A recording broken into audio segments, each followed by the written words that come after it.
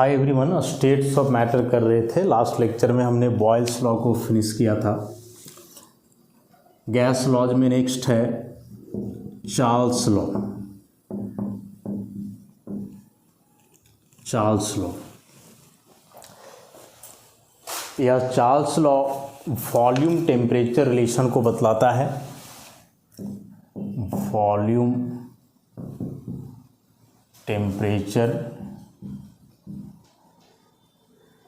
Relationship, जैसे pressure volume का relationship Boyle's law में हमने देखा, इसमें वॉल्यूम टेम्परेचर का रिलेशनशिप देखना है। लॉ दिया गया था जैक्स चार्ल्स के द्वारा इन 1787, और स्टेटमेंट क्या है इसका कि at constant pressure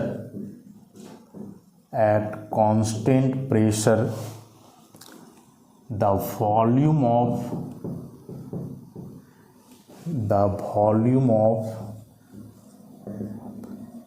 a fixed mass of gas is directly proportional to the absolute temperature। बड़ा सिंपल सा स्टेटमेंट है कि यदि प्रेशर को कांस्टेंट रखा जाए तो किसी भी गैस का फिक्स्ड अमाउंट के लिए जो वॉल्यूम होगा उसका वह टेम्परेचर के डायरेक्टली प्रोपोर्शनल होगा। मतलब V directly proportional to T at constant P and N। शुरू में बताए थे चार टर्म्स है, वॉल्यूम, टेम्परेचर, प्रेशर और एक नंबर ऑफ मोल्स, जिसे N लिखते हैं, जो अमाउंट हुआ, जो मास हुआ, वही चीज़ें ऐसे। अब यहाँ से प्रोपोर्शनलिटी हटा दोगे तो V equal to K into T, तो यहाँ से V by T equal to K। Volume और टेम्परेचर का जो रेशियो होगा वह रेशियो कांस्टेंट होगा किसी भी गैस के लिए, यदि प्रेशर और नंबर ऑफ मोल्स को सेम रखा जाए तो। यही मतलब हुआ इसका। अब फिर से यदि अलग अलग केस में हम अलग अलग चीज़ लें, मान लेते हैं कि वॉल्यूम है V1, तो इस केस में टेम्परेचर हो जाएगा T1। फिर मान लें कि वॉल्यूम है V2, टेम्परेचर है T2। तो चार्ल्स लॉ के अनुसार V बाई T का रेशियो कांस्टेंट है, तो यहाँ से हम लिख सकते हैं कि V1 बाई T1 कांस्टेंट, फिर लिख सकते हैं V2 बाई T2 कांस्टेंट। अब दोनों को इक्वेट कर दो, दोनों यदि कांस्टेंट है तो आपस में इक्वल होगा। V1 by T1 equal to V2 by T2। ऐसा, जैसे वहाँ P1 इंटू V1 बराबर था P2 इंटू V2, वैसे यहाँ V1 by T1 equal to हो गया V2 बाई T2।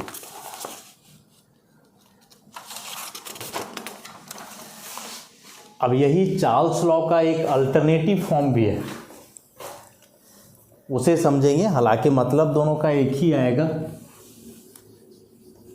यहाँ तक में तो बहुत कुछ था नहीं, बस सिंपल सा स्टेटमेंट है कि वॉल्यूम किसी भी गैस का टेम्परेचर के डायरेक्टली प्रोपोर्शनल है यदि प्रेशर कांस्टेंट रखा जाए तो। प्रेशर के साथ वॉल्यूम का इन्वर्स रिलेशन था, लेकिन टेम्परेचर के साथ उसका डायरेक्ट रिलेशन है। इतना सा बात को याद रखो। चार्ल्स लॉ का दूसरा स्टेटमेंट, मतलब वही है, तरीका कहने का कुछ और होगा, दूसरा होगा। इसी का अल्टरनेटिव फॉर्म, दूसरा तरीका चार्ल्स लॉ। इसमें कह रहा है कि at constant pressure the volume of A given mass of A gas increases or decreases by 1/273 of its volume at 0 degree Celsius for each 1 degree rise or fall in temperature। यह इसका statement हुआ। मतलब क्या, जरा ध्यान से समझेंगे। कह रहा है कि यदि कांस्टेंट प्रेशर है तो किसी भी गैस का एक फिक्स्ड मास के लिए जो वॉल्यूम होगा वह चेंज करेगा मैंने बढ़ भी सकता है घट भी सकता है। कितना से चेंज करेगा, तो 1/273। और यह चेंज किसके तुलना में होगा, तो उसी गैस का 0 डिग्री सेल्सियस टेम्परेचर पे जो वॉल्यूम होगा उस वॉल्यूम के तुलना में इतना चेंज करेगा वॉल्यूम, यदि 1 डिग्री टेम्परेचर को बढ़ाते हो या घटाते हो तो। मतलब ऐसे समझ लो कि 0 डिग्री सेल्सियस पे यदि किसी गैस का वॉल्यूम x है, अब यदि टेम्परेचर को हम 0 से बढ़ा करके 1 कर दिए तो इसका जो वॉल्यूम है वो चेंज कर जाएगा इतना। यदि बढ़ाए तो वॉल्यूम इतना बढ़ जाएगा, और यदि 1 डिग्री टेम्परेचर घटाए तो वॉल्यूम इतना घट जाएगा। यही है कि 0 डिग्री सेल्सियस पे जो वॉल्यूम होगा किसी भी गैस का, उसके तुलना में वॉल्यूम 1/273 चेंज करेगा प्रत्येक 1 डिग्री टेम्परेचर चेंज करने से। अब यदि वह 1 डिग्री टेम्परेचर बढ़ता है तो वॉल्यूम बढ़ेगा, और यदि वह 1 डिग्री टेम्परेचर घटता है तो वॉल्यूम घटेगा। लेकिन चेंजेज हमेशा कितना का होगा, 1/273 का। जैसे बॉयल्स लॉ में हमने पढ़ा था कि वहाँ वॉल्यूम प्रेशर के इन्वर्सली प्रोपोर्शनल है। ठीक है, अब मान लो कि 1 atm प्रेशर हम बढ़ाएं, तो 1 atm प्रेशर बढ़ाने से वॉल्यूम कितना घटेगा, इसका कोई डिस्कशन था क्या उसमें? नहीं था। बस ये था कि इन्वर्सली प्रोपोर्शनल है तो प्रेशर बढ़ाएंगे तो वॉल्यूम घटेगा। यहाँ है कि वॉल्यूम टेम्परेचर के डायरेक्टली प्रोपोर्शनल है कि टेम्परेचर बढ़ाएंगे तो वॉल्यूम बढ़ेगा। लेकिन यहाँ यह क्लैरिफाई कर रहा है कि कितना टेम्परेचर बढ़ाओगे तो वॉल्यूम कितना बढ़ेगा। तो उसके लिए कह रहा है कि यदि 1 डिग्री टेम्परेचर बढ़ाते हो तो वॉल्यूम 1/273 बढ़ेगा 0 डिग्री सेल्सियस पे जो वॉल्यूम है उसके तुलना में। ठीक है, तो यहाँ थोड़ा सा ज़्यादा क्वांटिटेटिव बात कर दिया गया, मतलब थोड़ा क्लियरेंस आया कि कितना चेंज किया जाए टेम्परेचर तो वॉल्यूम उसके हिसाब से कितना चेंज जाएगा। मान लेते हैं let V0 equal to volume of a given mass of gas at 0 degree Celsius. V0 को मान लिए हैं हम इनिशियल वॉल्यूम कि 0 डिग्री सेल्सियस पे गैस का जो वॉल्यूम है। VT मान low volume of gas at any temperature T degree Celsius. अब टेम्परेचर 0 से बढ़ करके T हो गया या घट करके T हो गया, डजेंट मैटर, तो उस केस में वॉल्यूम उसका हो गया VT। तो यहाँ V0 जीरो टेम्परेचर बता रहा है कि 0 डिग्री सेल्सियस पे वॉल्यूम इतना है, और ये T यहाँ टेम्परेचर बता रहा है कि T टेम्परेचर पे वॉल्यूम इतना है। तो according to Charles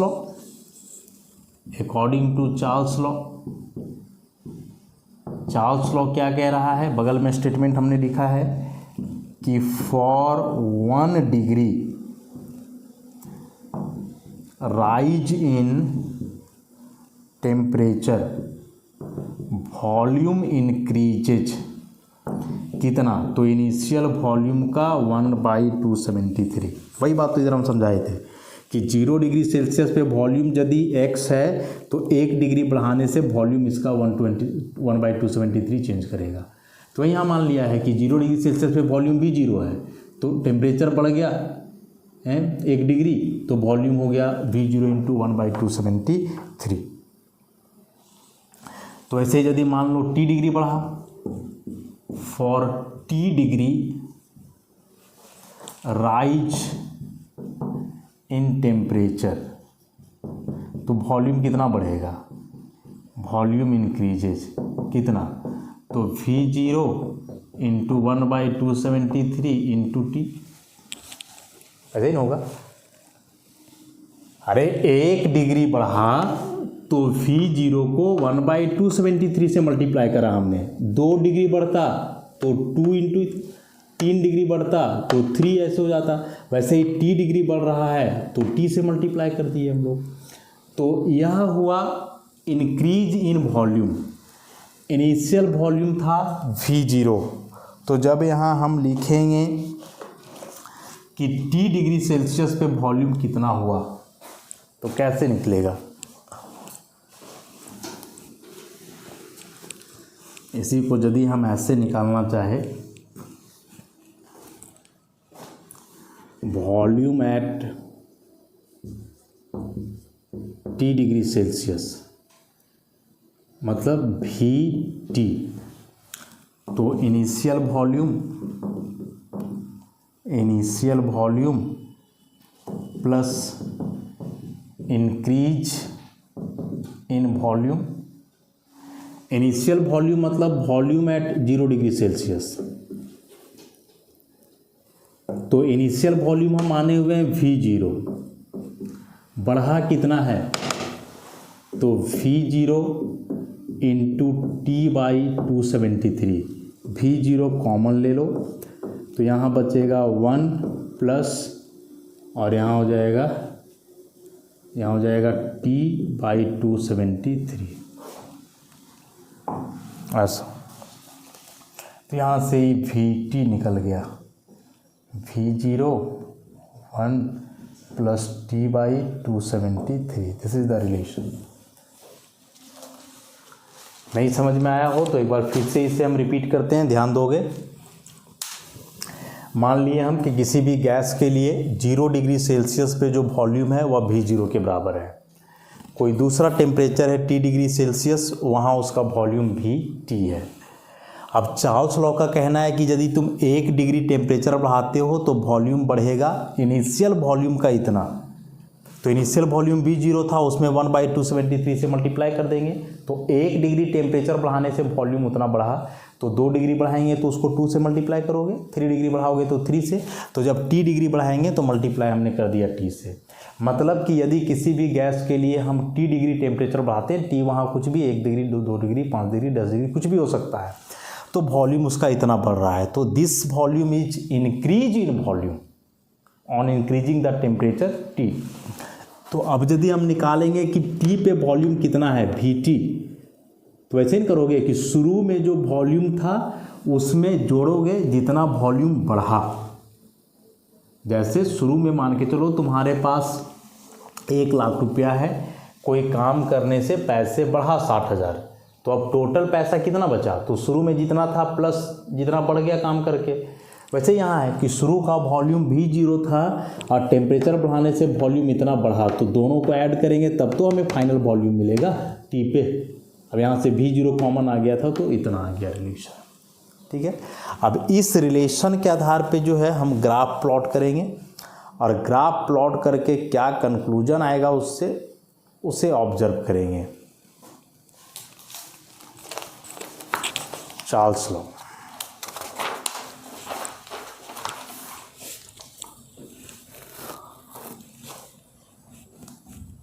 graphical representation इसका,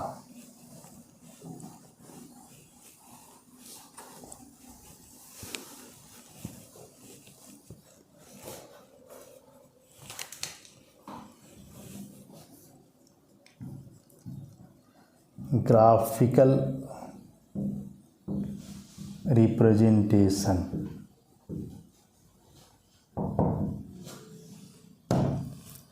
ग्राफिकल रिप्रेजेंटेशन में सबसे पहले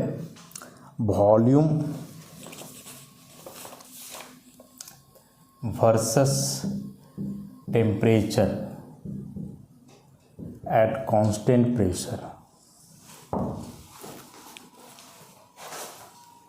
लेकिन यहाँ अंतर होगा, टेम्परेचर एक बार हम डिग्री सेल्सियस में लेने वाले हैं, एक बार केल्विन में लेने वाले हैं। ठीक है, पढ़ा था जैसा हमने P = T, ऐसे पढ़े थे ना, सॉरी V प्रोपोर्शनल T था, V प्रोपोर्शनल T। तो यहाँ से V = KT, इसको लिख दे V = KT + 0, कर ही सकते हैं। अब यहाँ से y = mx + c। तो यहाँ से जब ग्राफ प्लॉट करोगे इसका, y एक्सिस पे वॉल्यूम लोगे, x एक्सिस पे टेम्परेचर लोगे, इंटरसेप्ट 0 है, ओरिजिन से स्टार्ट करोगे, स्लोप पॉजिटिव है, अपवर्ड जाएगा। याद करो ना, बताए थे इसे, इस स्ट्रेट लाइन के ग्राफ का नेचर हम। अब यहाँ से इस ग्राफ को समझोगे तो ऐसे मिला दो, मान लो यहाँ टेम्परेचर T1 है तो बदले में वॉल्यूम V1 है। फिर मान लो कि टेम्परेचर बढ़ गया आगे, तो ग्राफ को और एक बार आगे मिलाओ ऐसे, यहाँ टेम्परेचर T2 हो गया तो ये वॉल्यूम V2 हो गया। तो जैसे ही टेम्परेचर T1 से बढ़ करके T2 गया तो वॉल्यूम V1 से बढ़ करके कहाँ गया, V2। एरो पे ध्यान दोगे, दोनों चीज़ बढ़ रहा है, ये लेफ़्ट टू राइट जा रहा है तो लेफ़्ट टू राइट टेम्परेचर बढ़ रहा है, ये नीचे से ऊपर जा रहा है तो नीचे से ऊपर वॉल्यूम बढ़ रहा है। यही तो हो रहा है इसमें। तो लेफ़्ट टू राइट जाने से टेम्परेचर बढ़ा, नीचे से ऊपर जाने पे वॉल्यूम बढ़ा, इसका मतलब वॉल्यूम टेम्परेचर का डायरेक्टली प्रोपोर्शनल हो गया। And this is the Charles law. बस यहाँ याद रखना है कि यह जो टेम्परेचर होगा ये टेम्परेचर केल्विन का होगा, या टेम्परेचर किसका होगा, केल्विन का। तो इस ओरिजिन पे यदि कोई पूछे कि टेम्परेचर कितना होगा तो क्या कहोगे, 0 केल्विन कहोगे। यहाँ पे टेम्परेचर कितना होगा, 0 केल्विन। अब याद करो, टेम्परेचर स्केल जब बता रहे थे वहाँ डिग्री सेल्सियस और केल्विन के बारे में चर्चा किए थे, और वहाँ हमने बताया था कि केल्विन बराबर होता है डिग्री सेल्सियस + 273.15, तो 273।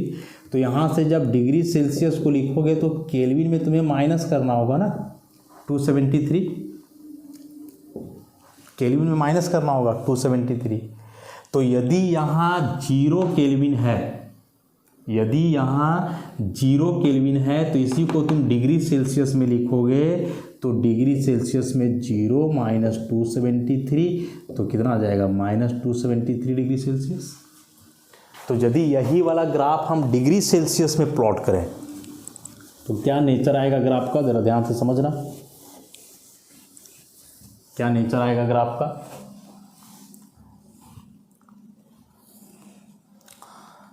वॉल्यूम, टेम्परेचर, लेकिन टेम्परेचर इस पर डिग्री सेल्सियस में है।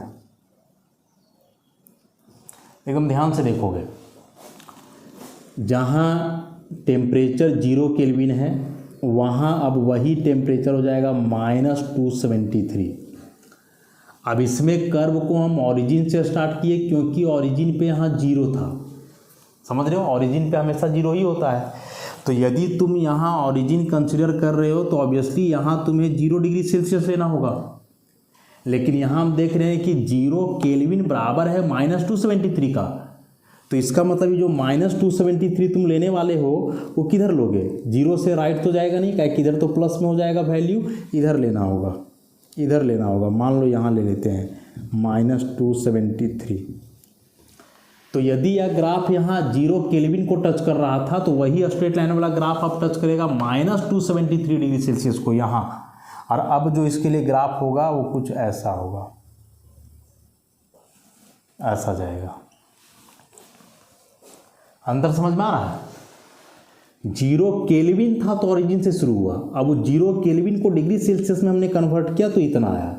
तो अभी ग्राफ यहाँ से शुरू होगा, ओरिजिन से नहीं होगा, क्योंकि ओरिजिन पे 0 डिग्री सेल्सियस है, जबकि वहाँ 0 केल्विन, टेम्परेचर को केल्विन में लेकर के हम चले। तो इसे समझना काफ़ी इंपॉर्टेंट था। नहीं पता चल पाता है लोगों को कि ऐसा ग्राफ कैसे बन गया, क्यों बन गया, आखिर यहाँ से क्यों शुरू हुआ। तो इसी को समझाने के लिए हम यहाँ से बताएं कि पहले केल्विन के साथ प्लॉट किए, स्ट्रेट लाइन का इक्वेशन इस्तेमाल करके, ये कोई ज़बरदस्ती का बात नहीं है। स्लोप इंटरसेप्ट 0 था तो ओरिजिन से ही ग्राफ स्टार्ट होता है, स्लोप पॉजिटिव था तो अपवर्ड गया। और इस ग्राफ को अब हम बदले इसमें कि यहाँ केल्विन में था, इसको डिग्री सेल्सियस में बदल दिए। बस 0 केल्विन को हम डिग्री सेल्सियस में बदले तो ये माइनस इतना आया। तो यदि वहाँ 0 केल्विन से शुरू हो रहा है तो डिग्री सेल्सियस में है, यहाँ से शुरू हो जाएगा, ओरिजिन से शुरू नहीं होगा इसमें। तो बहुत इंपॉर्टेंट बात है, ध्यान रखोगे, एग्जाम में आएगा क्वेश्चन। ग्राफ ऐसे दिए रहेंगे, कोई ओरिजिन से शुरू करेगा, कोई नहीं करेगा। तो इतना ध्यान रख लेना कि ओरिजिन से ग्राफ तब शुरू होगा जब टेम्परेचर केल्विन में हो, केल्विन में नहीं है तो फिर ग्राफ ओरिजिन नहीं, उसके लेफ्ट साइड से कहीं शुरू होगा। तो इस केस में यहाँ से यहाँ में अब कुछ इंटरसेप्ट भी बच जाएगा, कुछ इंटरसेप्ट भी बच जाएगा। कैसे बचेगा? तो अभी हमने पढ़ा था वी टी इक्वल टू क्या था भाई, V0 प्लस V0 इंटू 1/273 कि टी था, वहाँ टी था, ऐसे टी था। ठीक, अब इससे हम ये वाला ग्राफ प्लॉट किए हैं, इसको अरेंज करके लिखेंगे Vt equal to V0 into T/273 plus V0। Now y equal to mx plus c। अब मजा आएगा। अब क्या देखो, यहाँ c का वैल्यू 0 है क्या? c का वैल्यू 0 नहीं है। इसका मतलब अब जो यह ग्राफ है वह कट करेगा y एक्सिस को कहीं। तो देखो अब यह ग्राफ y एक्सिस को यहाँ कट कर रहा है, तो यहाँ से यहाँ तक का जो वैल्यू होता है वही c होता है, जो कितना है V0। इसको ऐसे करके लिखो, ज़्यादा बढ़िया होगा। अच्छा चलो ठीक है, v इंटू कितना था T/273। इसको ऐसे कर दो, इसको ऐसे कर दो, V/273 इंटू टी कर सकते हो। ठीक है, तो x के सामने टेम्परेचर हो जाएगा और ई जो m है ई स्लोप हो गया। स्लोप पॉजिटिव है तो ग्राफ ऊपर ही जाएगा। दोनों तरीके से समझ सकते हो, V इतना लिखोगे या इसी को हम ऐसे भी लिखेंगे तो कोई दिक्कत नहीं है, T/273 चलेगा। बस यहाँ T/273 बता रहा है कि डिग्री सेल्सियस वाला चीज़ है। तो कैसे कैसे ग्राफ आया देख रहे हो ना, E यहाँ से आया, V बराबर KT, यहाँ से ऐसा ग्राफ आ गया, और इस वाले इक्वेशन से हम निकाले तो यहाँ से ऐसे ग्राफ आ गया। इसका स्लोप जो है, स्लोप, इस स्लोप को हम लिखेंगे V या फिर V/273। काफ़ी इम्पॉर्टेंट बात था, अच्छे से इसको क्लियर कर लोगे, दिमाग में रखोगे। अब नेक्स्ट,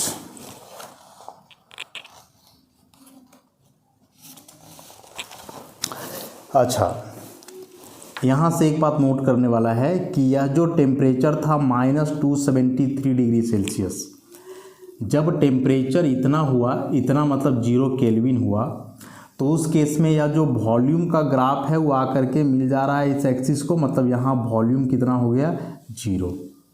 तो इसका मतलब ये है कि जब टेम्परेचर -273 डिग्री सेल्सियस हो, मतलब 0 केल्विन हो, तो उस केस में किसी भी गैस का वॉल्यूम 0 होगा। अब चूंकि इस टेम्परेचर पे गैस का वॉल्यूम 0 है, that's why this temperature is called absolute zero temperature, absolute zero temperature. इसीलिए इस टेम्परेचर को हम क्या कहते हैं, एब्सोल्यूट जीरो टेम्परेचर कहते हैं। पूछेगा कि बताओ -273 डिग्री सेल्सियस को हम जीरो टेम्परेचर क्यों कहते हैं? क्योंकि इस टेम्परेचर पे किसी भी गैस का वॉल्यूम कितना हो जाएगा 0, और ये हमें ग्राफ से पता चल रहा है। अब वॉल्यूम 0 हो जा रहा है, मतलब कि फिर उसको हम एब्सोल्यूट जीरो टेम्परेचर कह दे रहे हैं। नेक्स्ट एक ग्राफ और हो जाएगा,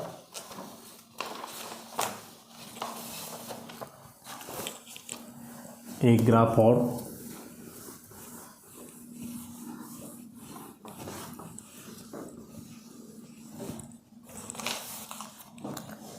तीसरा नंबर का volume versus temperature at different constant pressure.